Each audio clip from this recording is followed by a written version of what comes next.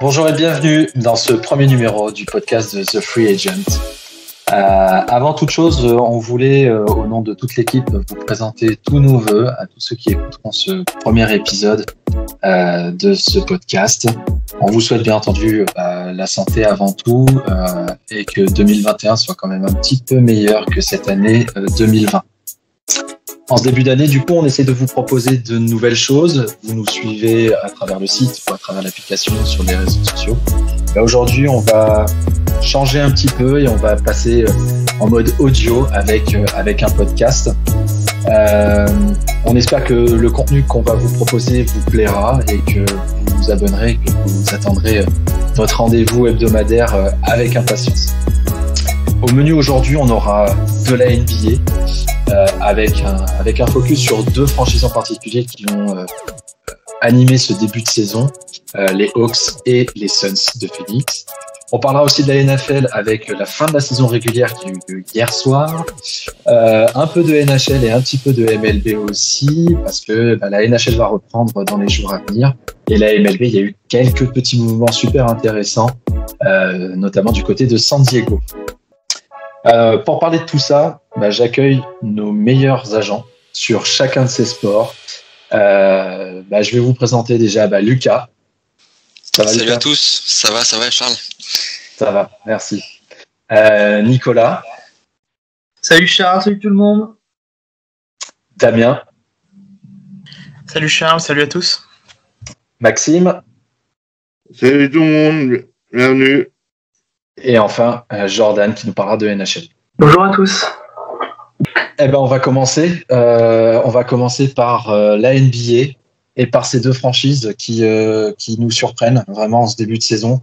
Les Hawks et les Suns, on les attendait pas à pareille fête, même si pour les Suns, on avait un petit peu entrevu un renouvellement et quelque chose d'un peu meilleur pendant la bulle.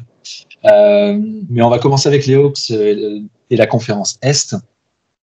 Ils sont à 4 victoires et 2 défaites. Ils sont 5e de cette conférence Est. Ils surprennent absolument tout le monde. Ils ont battu Brooklyn. Quand même, les Nets qui font partie des favoris. C'est la meilleure attaque de la NBA. Moi, j'ai envie de demander du coup à Nicolas, qu'est-ce qui a changé dans cette équipe pour que du coup, on arrive à un tel niveau cette saison? Écoute, moi je pense que ce qui a changé, c'est surtout l'apport des joueurs qui sont arrivés cette intersaison du coup, un peu raccourci, avec des joueurs comme Gallinari, Bogdanovic. Donc pour les shoots extérieurs, c'est super important d'avoir des joueurs comme ça. Ils m'ont beaucoup apporté en sortie de banc, notamment pour Bogdanovic qui joue 6e homme, on va dire. Et ensuite, je dirais l'éclosion d'un joueur comme Trae Young. C'est un joueur qui, depuis maintenant 3 ans à NBA, c'est des stats en progression à chaque année, chaque saison. Cette année, il est à 28,2 points de moyenne, 8,3 passes. Donc, il peut scorer, il peut faire jouer son équipe. Je pense notamment que l'arrivée d'un joueur comme Rajon Rondo, qui va permettre de le canaliser un petit peu, qui va aussi lui apprendre un peu les ficelles de la NBA, parce que c'est un joueur qui a beaucoup d'expérience. Tout cet ensemble de joueurs arrivés, d'expérience qui arrivaient avec ces joueurs-là, ça apporte quelque chose en plus. Et je trouve que les systèmes mis en jeu, mis en place, sont quand même, c'est un jeu très collectif. Il y a vraiment, tout le monde participe, que ce soit en attaque ou en défense. Et puis moi j'aimerais souligner aussi un joueur comme John Collins. Cette année il montre vraiment son potentiel. Il est impressionnant, athlétique, en défense il est très présent sur l'homme. C'est quelqu'un qui prend pas mal de rebonds parce qu'il tourne quand même à 6,8 rebonds par match. Donc c'est un ensemble, c'est un collectif avec pas mal d'individualités quand même, de la qualité, mais un collectif bien dirigé par Lloyd Pierce Et donc voilà, je pense que l'apport aussi l'année dernière de Clint Capella dans le process un petit peu de construction a beaucoup apporté aussi. C'est une équipe qui, ces 3 dernières saisons, dépassait pas les 30 victoires. Là, on voit cette année ils sont déjà à 4-2, et notamment face à des équipes comme Brooklyn, où ils perdent un match qui domine, on va dire, pendant tout le match, et qui perdent à la fin. Mais bon, à Brooklyn, on les présente plus. Voilà, c'est une équipe qui est parmi les favoris. Mais bon, ils ont pris leur revanche quelques jours après. Donc ça montre vraiment qu'il y a du mental dans cette équipe. Il y a un vrai caractère, et donc c'est très agréable à regarder pour ça. C'est des équipes qui lâchent pas du tout. Et on voit que cette saison, ils sont à 4-2, 4 victoires, 2 défaites. Et sur ces 6 matchs joués, il y en a quand même 4 qui sont à l'extérieur. Alors certes, il n'y a pas le public, il n'y a pas toute l'ambiance qu'il peut y avoir et les contraintes qu'il peut y avoir de jouer à l'extérieur, mais ça reste quand même très costaud. Voilà. Je pense que c'est une équipe qui, si elle continue et qu'elle n'est pas touchée par les blessures, plus que ça, c'est une équipe qui peut vraiment faire énormément de mal. Ouais, je suis assez d'accord avec toi sur les apports de Capella et de Rondo. Rondo, il va amener sa science du jeu. Je pense qu'il va pouvoir aussi pas mal cadrer Trae Young, qui, oui, en est déjà à sa troisième saison. Donc, il est en constante progression. Tu l'as dit, ça c'est une véritable bonne chose pour les Hawks, en effet. Et tu penses que le fait que les fans ne soient pas admis encore dans les tribunes peut avoir un réel impact sur des franchises comme ça qui pouvaient peut-être souffrir de leur public les années précédentes? Je pense oui. Et puis c'est surtout ce 3-1 à l'extérieur qui montre quand même que recevoir maintenant, c'est pas forcément gage de victoire. Et les Hawks, dans des salles comme à Brooklyn, où je pense qu'il risque d'y avoir une grande ferveur, parce que bon, c'est une équipe qui est quand même favorite. Je suis pas sûr que il y a eu des matchs qu'ils auraient pu gagner à l'extérieur. Après, pour moi, ça peut jouer un rôle. Après, à Atlanta, ils sont pas réputés pour avoir un public non plus comme on peut voir à Golden State, comme on peut voir à Philadelphie par exemple, même à New York, malgré les résultats. New York, c'est quand même un public très présent. Je pense que le fait de jouer à huis clos, ça leur enlève pas mal de pression, à l'extérieur notamment. Après, à domicile, c'est mitigé parce qu'ils ont joué que 2 matchs et c'est une victoire pour une défaite aussi. Donc, est-ce qu'il peut y avoir un impact à domicile pour eux? Je ne sais pas. Par contre, aller gagner à l'extérieur, dans des salles où il n'y a pas de public, je pense que ça peut les aider. Ça a pu, par exemple, leur permettre de gagner contre Brooklyn. Donc voilà. Ouais. C'est une super surprise, et puis en plus, pour ne rien enlever, ils ont des maillots qui sont plutôt sympas cette saison, donc c'est plutôt chouette. Et on a en fait on a exactement la même chose, et du côté de l'Ouest cette fois-ci avec les Suns. Alors les Suns cette saison, ils sont leaders. C'est la surprise franchement au niveau de la conférence Ouest. Ils sont leaders avec les Clippers et les Lakers avec 5 victoires et 2 défaites. Si on prend la bulle, en fait, ils sont à 13 victoires et 2 défaites sur les 15 derniers matchs. C'est tout bonnement hallucinant. On attendait plus les Mavs ou Denver, et on voit que ces 2 équipes-là sont piétinent et ont vraiment du mal en ce début de saison. Du coup, là aussi, il y a pas mal de choses qui ont changé, non, Maxime, sur cette équipe? Tout à fait, Charles. Il y a un nom en particulier, un certain Chris Paul qui arrive d'Oklahoma City, qui vient vraiment épauler un Devin Booker qui est en mentor. Vraiment, il est vraiment très altruiste. Il le couvre, et donc du coup ça dépasse Devin Booker sur le poste 2. Donc, en lui enlevant une partie de la main, donc ce qui le libère, il a amélioré, Devin Booker a amélioré ses pourcentages. Il a Il a pris confiance dans son jeu. Chris Paul, lui, a tempéré aussi le jeu, le run and gun, qui avait tendance à faire Phoenix dans la bulle. Et donc là, maintenant, c'est plus un jeu sur demi-terrain, avec aussi apport d'un Jay Crawford à l'intérieur et d'un Michael Bridges. Donc vraiment travailler sur poste haut, poste bas, sur le pick and roll. Donc on a vraiment une équipe qui est vraiment beaucoup plus complète, qui gagne en maturité, qui est encore jeune, qui est vraiment en pleine construction. Et là, on voit que c'est pas que de la construction, c'est qu'il y a les résultats qui payent. Comme tu viens de le dire, 15 victoires, 2 défaites entre la saison dernière et cette saison, c'est pas rien. Cette année, je mettrai l'accent sur 4 grosses victoires contre Denver, contre Utah, contre Dallas et contre la Nouvelle-Orléans. 4 candidats au playoff. Donc vraiment des victoires très convaincantes, très posées surtout. Ils n'ont pas joué face à des équipes qui avaient fait reposer leurs meilleurs joueurs. Donc voilà. Donc, autre chose, le départ de Ricky Rubio, au début, tout le monde a pu penser que ça aurait pu être une grosse perte. Et finalement, Chris Paul, malgré son gros contrat, il est là. Il apporte sa capacité et toute son expérience.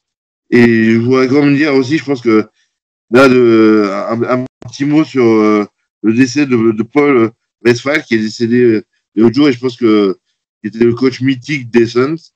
Ouais, tu fais bien d'en parler. Voilà. Et donc du coup, ça fait partie des choses qui, dans cette équipe, créent une alchimie et vraiment font que les joueurs entre eux sont en mission, mais créent un mélange totalement homogène et qui prouve par ses résultats que c'est totalement efficace. Ouais, t'as très bien souligné le fait que les Suns avaient modifié leur style de jeu.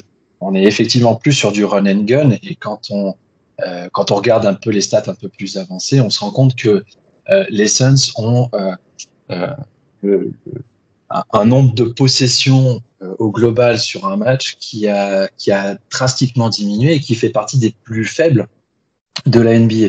Donc, ils gardent beaucoup plus le ballon, ils vont plus au bout des possessions, ce qui laisse au final moins de chances à leur adversaire de pouvoir leur en coller derrière. Et autre aspect aussi que moi j'avais noté, je sais plus si tu en as parlé, mais il y a aussi la partie défensive. Oui. Ils sont de mémoire, et alors j'ai pas regardé les chiffres ce matin, mais je crois qu'ils sont à moins de 100 points encaissés de moyenne sur le début de saison, ce qui est absolument incroyable. Et là aussi, il y a une métamorphose. Des mecs comme Devin Booker, sur certaines actions bien spécifiques, je prends l'exemple de pick and roll. L'année dernière, une fois qu'il était pris par l'écran, il laissait couler, et puis l'adversaire pouvait aller au panier assez facilement. Là, cette année est long. Même s'il est pris par l'écran, il va quand même essayer de se battre pour le contourner, ou pour essayer d'être plus agressif défensivement. Et ça se traduit par des résultats effectivement qui sont très bons défensivement. Ouais, mais je pense qu'un Chris Paul, pour compléter ce que tu dis, un Chris Paul apporte vraiment cette science du jeu. C'est quand même certainement un des joueurs qui a le plus gros QI basket de la ligue, et qui est vraiment qui supplée tout à fait l'entraîneur, et qui est vraiment en adjoint effectif sur le terrain, et qui c'était une équipe qui était jeune, qui a été construite depuis des années par des tours de draft. Et voilà, là il y a un capitaine, il y a quelqu'un qui peut mener la barque et qui se met au service du collectif. Absolument, c'est complètement ça. Et je pense très sincèrement que sauf accident industriel, les Suns continueront d'être un très gros trouble fait cette saison, comme OKC avait pu l'être l'année dernière avec Chris Paul de nouveau à la main, un peu cette équipe surprise. Voilà, après à voir ce que ça donne en playoff, mais là c'est une histoire un peu plus longue et plus lointaine. Si vous le voulez, on va passer à la deuxième partie de notre podcast et on va parler un peu de NFL parce que ça y est, la saison régulière est terminée, les 17 semaines de saison régulière sont terminées. Il y a eu plein de choses qui se sont passées, plein de cas Covid, plein de retournements, de changements de calendrier, tout ça. Donc aujourd'hui, on va essayer de dresser un petit bilan assez rapide en donnant nos tops et nos flops de cette saison régulière de NFL. Et pour commencer, j'aimerais que ce soit Damien qui nous dise un petit peu ce qu'il a retenu de cette saison régulière et de ce qu'il en a pensé. Oui, alors tout d'abord, tu parlais, cette saison est terminée. Ouf, qu'est-ce qu'elle est vite passée cette saison. On n'a pas eu le temps de voir certaines équipes monter en puissance, que déjà c'était terminé en fait. Et donc, il y a pour moi un petit sentiment de déception à ce niveau-là, parce qu'on aurait aimé les voir encore quelques matchs en plus. Mais malgré la montée en puissance de certaines équipes, il y a quand même une équipe qui a été au top toute la saison. C'est les Chiefs. Voilà. Remporter un Super Bowl, voilà. Être champion en titre et assurer l'année précédente, c'est terriblement compliqué. Et ils l'ont fait, et avec la manière en plus. Je veux dire, ils sont montés en puissance doucement au début avec la victoire contre les Ravens 34-20, qui était vraiment un moment fort parce que les Ravens étaient quand même revenaient de la saison MVP de Lamar Jackson. Ils étaient vraiment un concurrent à l'époque, avant de descendre un petit peu puis remonter. Et puis, je trouve le match de référence pour eux, ça a été celui contre les Dolphins, le 33-27, avec 3 interceptions de Mahomes. Mais ça, c'est un match que n'importe quelle franchise, n'importe quelle équipe perd en temps normal. Je veux dire, la défense des Dolphins a été terrible, et pourtant, ça n'a pas arrêté Mahomes et les Chiefs, et c'est là où ils sont très très forts, en fait. C'est que ils arrivent toujours à revenir, malgré l'adversité, malgré les mauvais départs, et c'est ce qui leur avait fait gagner le Super Bowl, à vrai dire, hein, comme contre les Texans, contre les 49ers, et ils ont été encore très très forts à ce niveau-là cette saison. Pareil contre les Falcons, offensivement, c'est une catastrophe. Je veux dire, Mahomes ne trouve personne, on se dit mais qu'est-ce qui se passe? Et non, ils arrivent quand même à gagner contre une équipe qui est terrible offensivement, les Falcons quand même. Voilà. Donc c'est un très bon point, et ça promet pour les playoffs au sein de cette AFC qui va être vraiment très relevée. Je suis absolument d'accord. Les Chiefs ont impressionné par leur calme. On avait l'impression que, en fait, ils savaient que de toute façon ils allaient gagner. Et le match face aux Dolphins, c'est exactement ça. C'est les 3 interceptions de Mahomes alors qu'il en avait concédé que 2. Eh ben non, je pense que tu prenais n'importe quel autre quarterback, il se serait complètement décomposé. Et là, pas du tout. Ça a été encore super fluide. Et puis bon, faut dire que Mahomes a les cibles en attaque pour réussir ce genre de choses.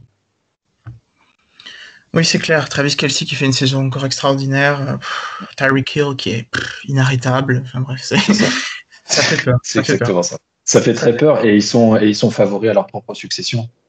Oui. D'ailleurs, dans tous nos power rankings, on les a mis quasiment premiers tout le temps, à partir du moment où les Steelers ont commencé à descendre, bien entendu.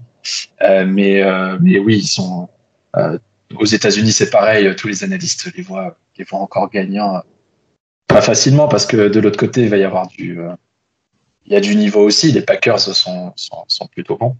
Mais ça fera l'objet d'un autre podcast. Et du coup, pour faire la transition vers mon deuxième top de la saison, un joueur qui a émergé chez les Chiefs, c'est Clyde Edwards-Helaire, le rookie de LSU, qui me permet donc de faire la transition vers le deuxième top, qui est la classe de running back absolument impressionnante de cette saison. On parlait énormément de la classe de receveurs.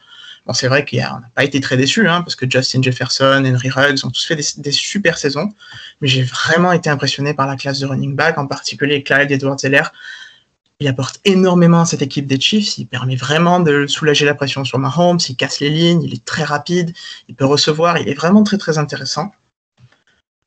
Un autre joueur aussi qu'on n'attendait pas forcément, puisque c'est un rookie non drafté, c'est James Robinson des Jaguars qui fait une saison absolument impressionnante, avec 1070 yards à la course, 7 touchdowns. Seul petit regret, il était à 34 yards de battre le record de Dominic Rhodes, établi en 2001, du nombre de yards fait par un rookie non drafté. Et malheureusement, il n'a pas fini la saison, donc c'est un petit peu dommage à ce niveau-là. Et aussi, pour finir, les deux, vraiment, c'est ceux que vraiment j'allais suivre de très très près parce que je les avais beaucoup appréciés en NCAA. Et ils m'ont pas déçu. Ce sont Jonathan Taylor avec les Colts, qui a fait une fin de saison absolument impressionnante. Ouais. Il finit la saison avec 11 touchdowns, dont 7 dans les 4 derniers matchs. Je veux dire, c'est une vraie montée en puissance. Ouais. Et qui va avec la montée aussi en puissance des Colts parce que du coup, il enlève énormément de pression sur les épaules de Philip Rivers, qui est un quarterback qui montre qu'il est intemporel au final. Et du coup, ça permet de finir la saison très fort et ça promet en playoff et ça promet pour les années à venir. L'autre gros nom, l'autre vraiment joueur qui m'a énormément impressionné cette saison, c'est J.K. Dobbins, l'ancien running back des Buckeyes d'Ohio State, qui finit avec 9 touchdowns. C'est moins que Jonathan Taylor, mais il a réussi à... Dont 2 hier soir. En suivant exactement les conseils de Paris judicieux de... C'est ça, exactement. Merci. Merci, Damien. Il a réussi à s'imposer dans cette équipe des Ravens, qui est une équipe qui a énormément de talent à la course.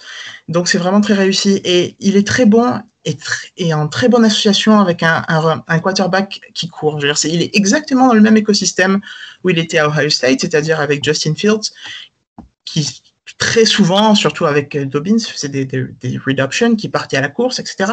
Et c'était absolument létal. Et ça marche. Il est terrible, il est inarrêtable, il est impossible à plaquer, il est très rapide. Vraiment, il va être très important pour les playoffs pour les Ravens. Je pense qu'il va être vraiment un élément décisif de cette équipe. Et mon troisième sujet pour les tops, je reste dans les rookies, dans le rookie de cette saison qui a absolument illuminé la saison, mon chouchou, voilà, sous le soleil de Los Angeles, qui redonne enfin du soleil à Los Angeles. Justin Herbert, le rookie d'Oregon, qui établit un nouveau record à la passe, 31 touchdowns, 36 touchdowns en tout, dont 5 donc à la course, qui est un record pour la franchise, ce qui en dit long quand même sur les capacités de ce quarterback qui est avant tout un passeur, mais qui montre qu'il a de très belles jambes et il est capable de courir et il est capable de jouer là-dessus. Mais au-delà des chiffres, au-delà de ce qu'il a apporté sur le terrain, je trouve que c'est très bien ce qui se passe pour Los Angeles avec Justin Herbert, parce que c'est un nouveau marché. Il ne faut pas l'oublier. Nouveau stade, nouvelle ville, et donc ils avaient vraiment besoin d'un visage pour cette franchise pour le futur. Ils avaient besoin d'un joueur capable de vendre des maillots, capable de faire fédérer toute une communauté autour de lui, et je pense que Justin Herbert est le quarterback parfait pour ça, parce que déjà c'est un joueur sans problème, c'est un joueur vraiment impliqué, il est aussi incroyable de modestie. Je ne sais pas si vous avez déjà eu l'occasion d'écouter ses interviews, mais il parle jamais à la première personne. Quand on lui demande son avis, il dit oui, alors nous, l'équipe, si j'ai marqué un touchdown, c'est grâce à mes receveurs, grâce à mon fantastique coach. Voilà, c'est vraiment le joueur qu'il faut pour le marché de Los Angeles et pour qu'il s'étende. Et en plus, si on part là-dessus, la rapidité avec laquelle il s'est entendu avec Keenan Allen, c'est absolument incroyable pour un rookie de s'entendre aussi rapidement avec un de ses receveurs et sur un début de saison, et en plus dans une équipe qui a connu où on s'est dit, c'est l'impression que j'en ai, mais on s'est dit il y a quand même des belles choses, ils arrivent, ils perdent de très peu à chaque fois, il manque juste un petit truc. Bon, au final ils font une saison qui est moyenne, mais pour un début, effectivement, on va être Justin Herbert sur la classe de quarterback de cette année, avec Burrow, avec Tagovailoa, Hurts, notamment. Oui, ça va être un favori pour le titre de rookie de l'année, sans doute. Oui, je pense que c'est inévitable. Bon, malheureusement, Joe Burrow, il n'a pas réussi à faire une saison complète, et c'est un de mes flops d'ailleurs, hein. Je pense que les Bengals sont responsables de ça. Ils l'ont lancé quasiment sans protection, sans projet, sans juste ok, Burrow, la star, débrouille-toi. Bon, ça s'est pas bien passé, ça s'est même passé de façon grave, je dirais. C'est vraiment inquiétant. Il va falloir qu'ils réfléchissent à ça pour l'avenir. Hein. C'est vraiment un gros problème. Et puis bon, après, Jalen Hurts qui fait une fin de saison extraordinaire et toi, bon, c'est comment dire. On a du mal à lui en vouloir, mais bon, le match d'hier soir, il est impardonnable. Hein. Il n'est pas aidé par ses receveurs, c'est clair, mais il n'est pas à la hauteur du rendez-vous. Et puis, non, il n'a pas été à la hauteur, effectivement. Mais bon, après, Miami a de belles années devant eux avec Tua, avec un troisième place à la prochaine draft. Donc, ils vont pouvoir encore drafter un top prospect. Ça va. Ils ont toutes les clés pour réussir dans les années à venir et pour aller chercher un Super Bowl. Ça va pas être simple parce que là, les Bills très clairement s'installent comme le nouveau chef de leur division. Mais ça promet des belles passes d'armes entre les Bills et les Dolphins dans les années à venir. Oui, c'est clair. Ce troisième choix, c'est vraiment un cadeau, une aubaine extraordinaire avec la saison qu'ils font. Je veux dire, c'est une occasion parfaite de s'améliorer et d'avoir un super talent. Probablement un receveur, certainement Davonta Smith d'Alabama, certainement à voir en fonction de ce qui tombe aussi avant. On en reparlera dans les mock drafts. Mais bon, c'est sûrement passé. Et donc, pour conclure, mes flops. Mon flop numéro 1. Et j'ai mis beaucoup d'espoir en lui en ce début de saison, c'est Dwayne Haskins, qui m'a énormément déçu. Alors, ses performances sur le terrain étaient vraiment pas à la hauteur. Il finit avec 14 interceptions, 12 touchdowns. Et il a vraiment pas d'excuse. Parce que Washington a très bien joué en défense. Vraiment très très bien avec le rookie Chase Young. Il avait des opportunités de réussir et il les a pas saisies. C'est dommage parce que ça avait très bien commencé au premier match contre Philadelphie. Il fait pas un match excellent, mais il y a Ron Rivera qui part à la mi-temps pour son traitement contre le cancer. Et c'est Dwayne Haskins qui endosse le rôle de leader dans le vestiaire, qui fait un discours, qui rameute les troupes, etc. Et on se dit, c'est peut-être exactement ce qu'il faut à Dwayne Haskins, ça. Un nouveau rôle pour repartir. Et il termine avec cette histoire de striptease sans masque, qui est une honte absolue. C'est impardonnable. C'est impardonnable. Ron Rivera, qui se bat contre le cancer, qui vient à peine de terminer son traitement, son head coach, il doit le vénérer, quelqu'un aussi respectable, et il va dans un strip club sans masque, alors qu'il y a autant de morts aux États-Unis, voire plus même que à cause de la pandémie que pendant les attentats du 11 septembre. C'est absolument impardonnable. Et il va devoir rentrer dans le rang et se racheter à l'avenir. Mais je ne sais pas comment il va faire ça, parce que c'est vraiment très difficile de repartir après ça. Je vois pas quelle franchise aujourd'hui va miser sur un Dwayne Haskins après tout ce qui s'est passé. Non, franchement, à mon avis, sa carrière va être très très compromise avec les derniers événements. Oui. Et mon dernier flop, moins grave, mais bon, quand même un petit peu décevant, les Vikings. Je pense que quand même de pas aller en play-off, c'est difficile à comprendre. Bon, même s'ils ont eu des gros problèmes dans le secondary, ils ont eu énormément de problèmes à défendre en fait, et c'était la force de cette équipe.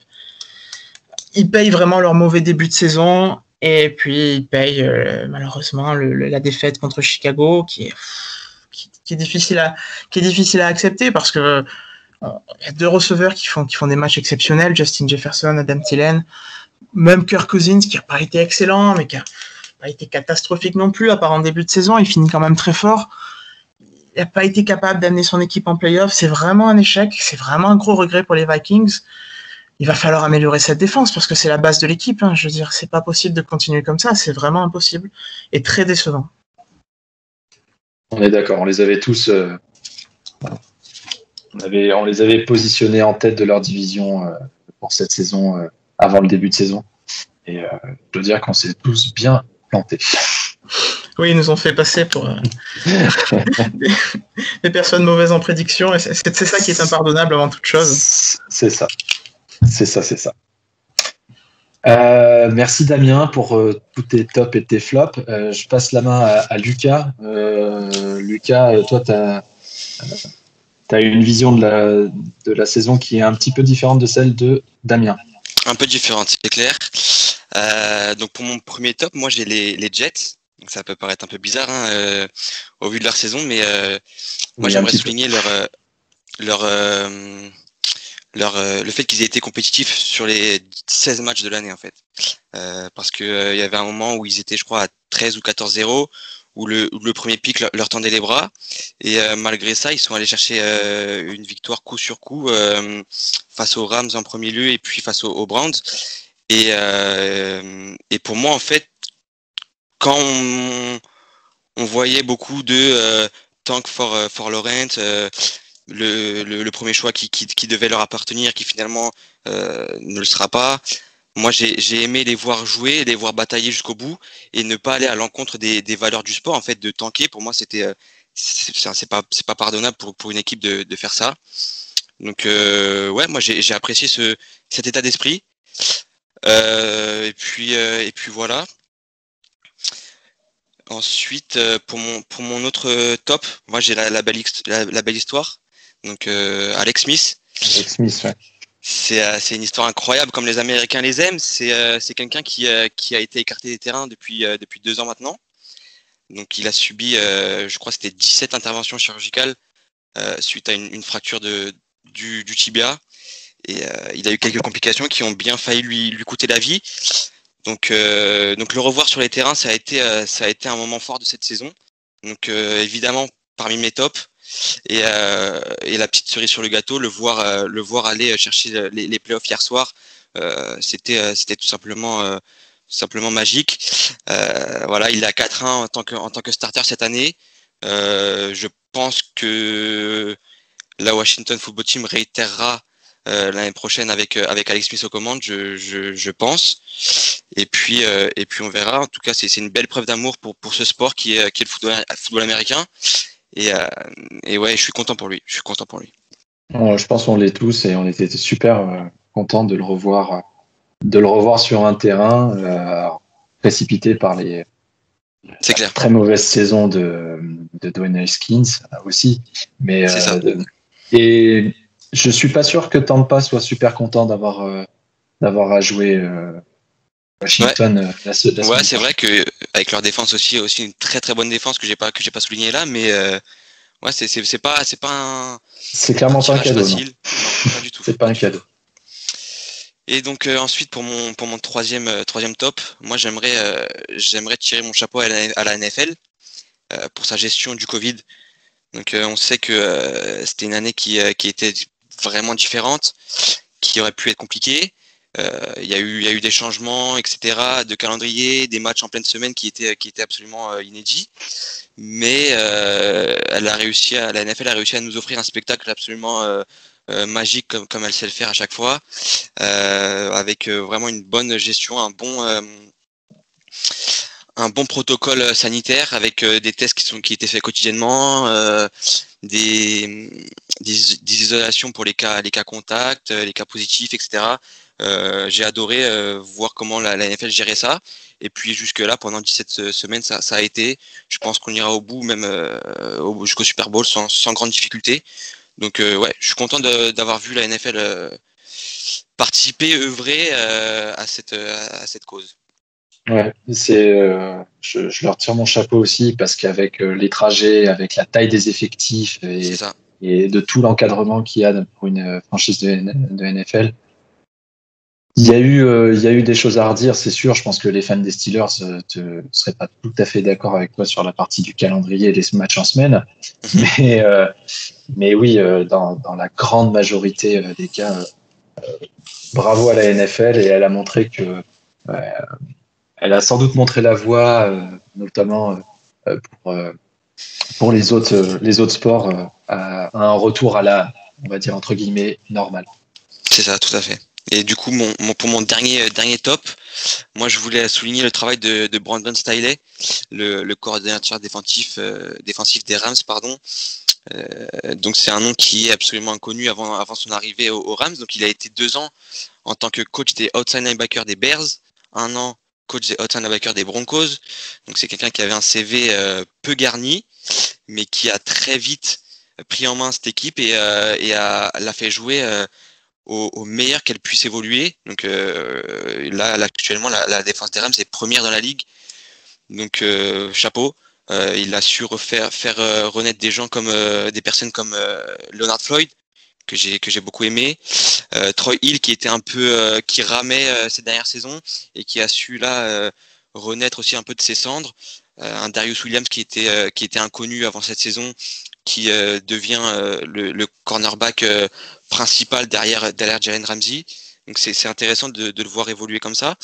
Et puis aussi, il a su intégrer les rookies avec Jordan Fuller qui fait une super saison. On l'attendait pas là. Il a été sorti au 5e ou 6e tour de cette draft-là. Donc il était vraiment pas attendu à un niveau auquel il a évolué. Et ouais, il a fait un très très bon travail. Donc je suis content. Et pour tes flops? Pour mes flops, donc j'ai 3 flops. Donc le premier, ça va être les Patriots. Je pense que un peu tout le monde va être d'accord avec moi, qui ont proposé un jeu en attaque absolument, comment dire, c'était vraiment pas convaincant. C'était bien triste. Et j'aurais aimé les voir proposer autre chose, arriver à la mi-saison, ça marchait déjà plus. Les équipes s'attendaient à ce que le quarterback court beaucoup, à ce qu'il y ait beaucoup de courses. Il n'y a eu aucun ajustement qui a été fait. Donc sur les 17 semaines, le plan de jeu était le même. Moi, j'ai été déçu. J'ai été très déçu. J'aurais espéré que Bill Belichick fasse un changement à la mi-saison, aux 3/4 de la saison, voire mettre peut-être Jarrett Stidham qui aurait pu proposer quelque chose d'autre. Mais là, ouais, c'était décevant. Le passage de Cam Newton à New England est forcément à oublier. Et puis il se retrouve sur le marché des transferts là en fin de saison. Donc ça va être compliqué pour lui aussi de retrouver du travail. Donc on verra bien. Mais ouais, j'ai été vraiment déçu par eux. Ensuite, mon autre flop, donc pour rebondir un peu ce que disait Damien avec les Chargers, moi c'est Anthony Lynn qui m'a vraiment déçu. Il avait à sa disposition un quarterback peut-être top 12 actuellement en NFL, sans grand problème, et il n'a pas su vraiment exploiter toutes les capacités rapidement, j'ai envie de dire. C'est vrai qu'au début, Anthony Lynn a mis du temps à faire confiance en son QB. On voyait énormément de courses, on voyait un plan de jeu qui est un peu frileux, j'ai envie de dire, malgré les capacités de son quarterback. Ça a été décevant. Et puis c'est ça, faire jouer des courses en premier, second down et en troisième down lancer une screen, c'est pas montrer toute la confiance que tu as envers ton joueur. Donc moi j'ai été déçu de voir Anthony Lynn gérer un peu ce rookie qui est Justin Herbert, ce rookie excellent qui est Justin Herbert, et ça va peut-être lui coûter son poste aussi, parce qu'il y a déjà des rumeurs qui tournent comme quoi c'est ce que j'allais te dire, ouais. Les Chargers voudraient se séparer de lui, donc affaire à suivre. Ouais. Il y a des rumeurs qui commencent à circuler, et je pense qu'aujourd'hui ou demain, parce que la saison régulière étant finie, Adam Gase ce matin, Doug Marrone aussi là pendant qu'on était en train d'en parler. À mon avis, Anthony Lynn risque d'être le prochain sur la liste. C'est ça, c'est le grand ménage qui est en train de se faire, et puis je pense qu'Anthony Lynn est parmi les cibles qui vont laisser leur poste malheureusement. Ensuite, pour mon troisième et dernier flop, moi j'ai les Saints. Donc on va remonter un peu plus tôt dans la saison. C'est pendant la blessure de Drew Brees, quand ils ont décidé de titulariser Taysom Hill plutôt que Jameis Winston, qu'ils avaient signé à l'intersaison précédente. C'était un choix surprenant que j'ai pas vraiment compris. Surtout que Taysom Hill n'a pas montré grand chose quand il était en poste. C'était bien triste. J'aurais préféré voir Jameis Winston, le voir renaître un peu, voir le niveau à quel on pourrait le retrouver. J'ai pas été fan de ce move qu'a décidé de faire le head coach des Saints. Et après, ils s'en sont pas trop mal sortis de cette période sans Drew Brees, mais c'est surtout grâce à leur défense qu'ils peuvent remercier, parce que sans elle, je pense qu'ils auraient perdu quelques plumes, et leur seed numéro 2, peut-être qu'ils ne l'auraient pas aujourd'hui. Donc forcément, moi j'ai été déçu. J'aurais préféré titulariser Jameis Winston, surtout qu'il a été signé pour 1 ou 2 ans, je crois. Donc je vois pas pourquoi ne pas le mettre sur le terrain. Ça a été un peu incompréhensible pour moi. Ouais, bon, les Saints, ils sont en playoff et à mon avis. Je me fais pas trop de soucis pour eux, mais ouais, c'est vrai que cette Non. période-là, si j'ai envie de dire, si le bilan avait été différent, je pense qu'on serait revenu plus sur cette titularisation de Taysom Hill, parce qu'il y a des matchs où c'était absolument scandaleux, c'est pas un quarterback NFL pour moi, et il peut jouer sur des jeux un peu fancy, des trick plays, mais sinon c'est pas un quarterback de renom pour moi. Ouais, contre Denver sans quarterback, ça passe, mais après, C'est ça. face à d'autres équipes, c'était un peu plus compliqué, et tu as raison. Merci Lucas pour tous ces tops et flops, et Damien aussi. On va enchaîner avec, on va aller vers le froid et les patinoires. Jordan, la saison de NFL approche. Plus que 9 jours. Ouais, effectivement, ça reprend le 13 janvier. Les camps d'entraînement ont démarré pour la majorité des équipes, donc pour les 24 équipes qui avaient fait la bulle, ont démarré entre hier et aujourd'hui. Et donc coup d'envoi prévu effectivement la semaine prochaine avec pas mal de matchs intéressants. On pense à Toronto-Montréal par exemple. Et surtout un tout nouveau format où on abandonne le système de conférence Est et conférence Ouest. On se concentre juste sur 4 divisions. Chaque équipe va rencontrer uniquement les équipes de sa division, afin de limiter simplement les déplacements et surtout aussi de gérer le problème de la frontière entre les États-Unis et le Canada. Et c'est aussi un peu la grande nouveauté de cette saison, c'est qu'il y aura une division intégralement composée d'équipes canadiennes, donc des 7 équipes canadiennes. Et voilà, en tout cas, ça pourra peut-être faire renaître certaines rivalités ou offrir des match-ups plutôt intéressants. Après, évidemment, pour les qualifications en séries éliminatoires, toujours 16 qualifiés, 4 par division. Et voilà, c'est comme ça que et 56 matchs de saison régulière seulement, contrairement à 82 en temps normal. Ouais, ça va pas mal changer du coup sur la saison en entier, les possibles tous ces revirements, donc le nombre de matchs réduits, des nouvelles divisions. Ça va pas mal redistribuer les cartes, à mon avis, sur la NHL. C'est surtout pour des équipes qui ont soit intégré beaucoup de nouveaux joueurs ou qui justement en effet vont vouloir développer des prospects et des espoirs.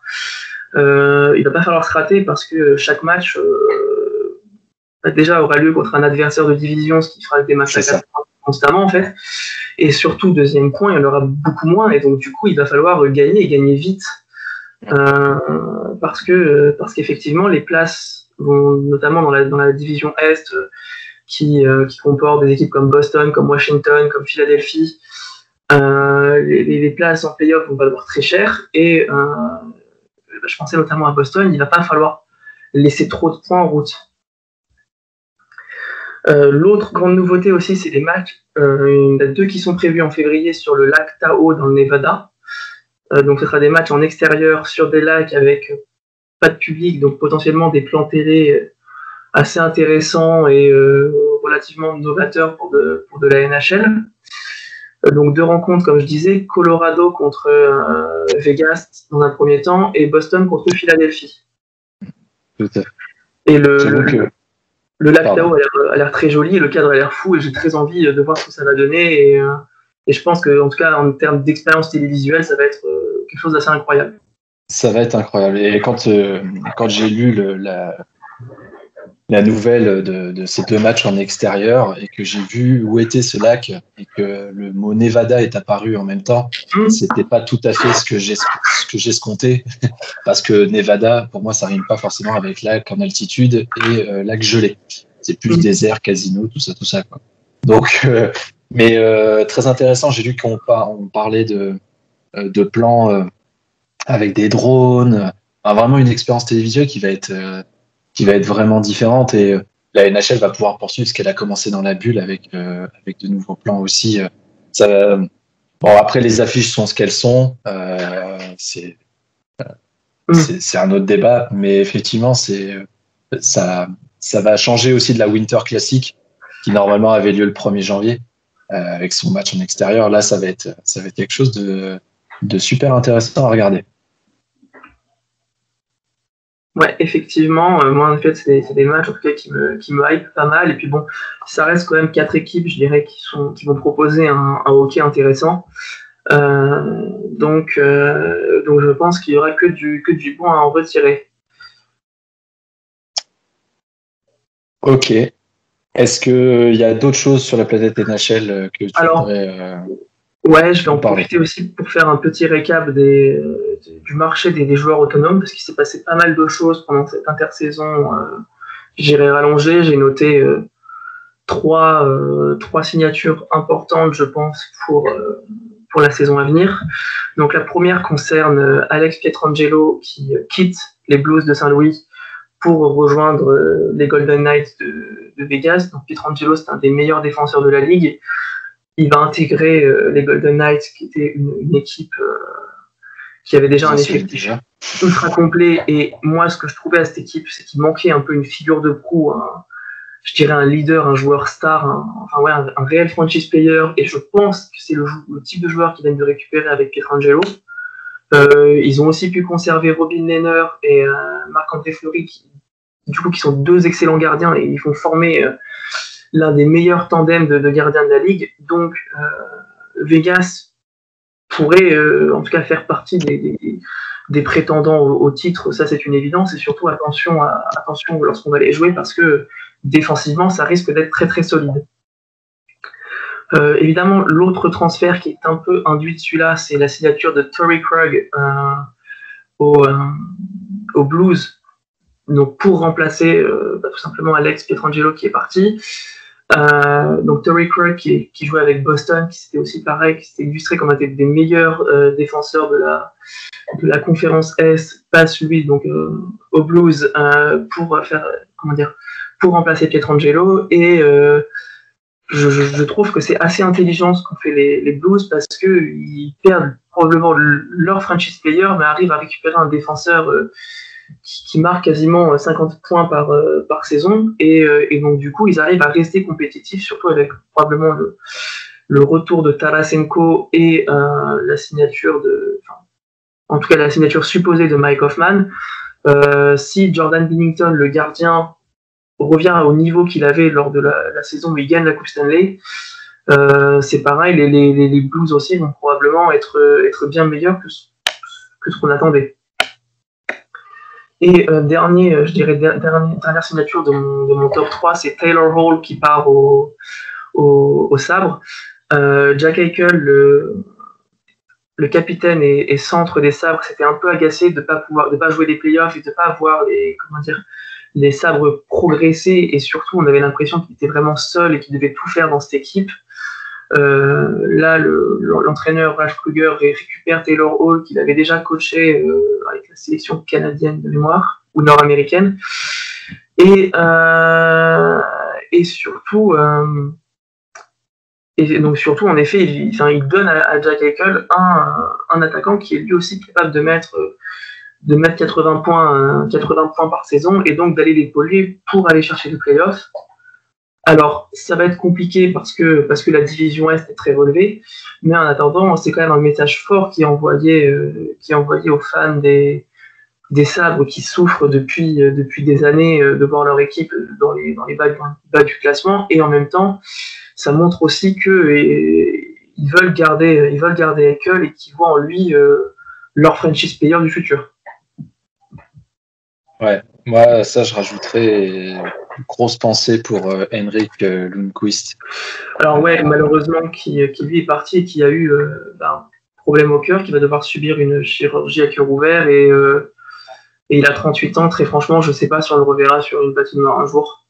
Ouais, il avait signé avec les Capitals de mémoire pour il voulait gagner en fait. Petit contrat, voilà, il voulait un titre, il l'a jamais eu, c'est le seul truc qui lui manque, il a une carrière absolument incroyable. Il voulait un titre et les Capitals pouvaient le lui offrir, et malheureusement, je pense qu'il restera un roi sans bague, et ça sera une légende de la NHL, un Hall of Famer c'est sûr, mais il aura toujours un peu comme Dan Marino en NFL, comme pas mal de ces joueurs qui finalement n'ont jamais réussi à gagner. Les beaux perdants. D'ailleurs, sur la NHL, je voulais saluer le travail que tu as fait, notamment pour un travail très didactique. Cette petite série d'articles que vous pouvez retrouver sur le site thefreeagent.fr. Si vous ne connaissez pas grand-chose à la NHL, on a fait Jordan a fait surtout quelques articles pour vous donner les clés pour bien comprendre cette nouvelle saison. Franchement, un grand bravo pour ce travail qui était vraiment très très bon. Merci beaucoup. Et, non, c'était avec plaisir de faire découvrir le hockey qui n'est pas forcément la ligue américaine. Le hockey et le NHL, c'est pas forcément le sport et la ligue la plus connue en France, mais je pense qu'elle a aussi son intérêt et elle mérite d'être connue et ce sport mérite d'être plus médiatisé en effet. On va passer à la dernière partie. On va aller assez rapidement parce qu'on arrive à la fin de notre émission. C'est la MLB. Alors la saison va reprendre que fin mars, début avril. Je crois même que le début officiel est au 1er avril 2021. C'est assez calme, il ne se passe pas grand-chose, mais il y a une franchise par contre qui a été beaucoup plus agressive que les autres, c'est les San Diego Padres. Alors la saison dernière, les Padres, c'était l'équipe qui a hypé le plus de monde aux États-Unis et pour tous les amateurs de baseball parce que c'était une équipe qui était agréable à avoir joué, qui était offensive avec comme figure emblématique Fernando Tatis Jr. qui a que 22 ans. Et cette équipe qui avait réussi à retourner en play-off la saison dernière, s'est renforcée au poste de lanceur en réalisant deux échanges, des blockbuster trades comme on appelle ça aux États-Unis, avec les arrivées de Blake Snell et de Yu Darvish. Donc Blake Snell en provenance des Rays de Tampa Bay et Yu Darvish des Cubs de Chicago. On parle de deux lanceurs largement All-Star, vainqueurs tous les deux du Cy Young. Vraiment deux très très très bonnes pioches, en plus dans des deals où très clairement les Padres ont été de très très bons négociateurs. La rotation des Padres pour la saison prochaine vient de franchir un cap très clairement, et pour les années à venir aussi, parce que il faut rappeler que la saison prochaine, malheureusement, ils n'auront pas de Mike Clevinger qui va subir une opération au coude. Mais dès 2022, les Padres auront donc Darvish, Snell et Clevinger pour leur rotation sur le monticule. Est-ce que c'est suffisant pour faire des Padres un prétendant au World Series ? Je pense clairement que oui. Et les premiers power rankings qui ont été sortis par la MLB les placent déjà deuxième, juste derrière les Dodgers qui ont gagné les World Series cette année. Donc ce sera de nouveau une équipe à suivre. Ce sera sans doute de nouveau une équipe agréable à voir jouer. Et attention à eux la saison prochaine pour le titre final. Voilà. Il ne se passe pas forcément grand-chose encore dans la planète MLB, mais on vous tiendra bien entendu au courant de tout ce qui se passe dans cette ligue, dans tous nos prochains podcasts et aussi, bien entendu, sur le site thefreeagent.fr. Messieurs, on arrive à la fin de notre premier épisode en ce début d'année 2021. Je vous remercie tous, Lucas, Nicolas, Maxime, Damien et Jordan. Franchement, merci pour tous vos éclaircissements sur les sujets qu'on a abordés aujourd'hui. Et on se retrouve bien entendu très très vite pour un nouveau numéro du podcast de The Free Agent. À bientôt.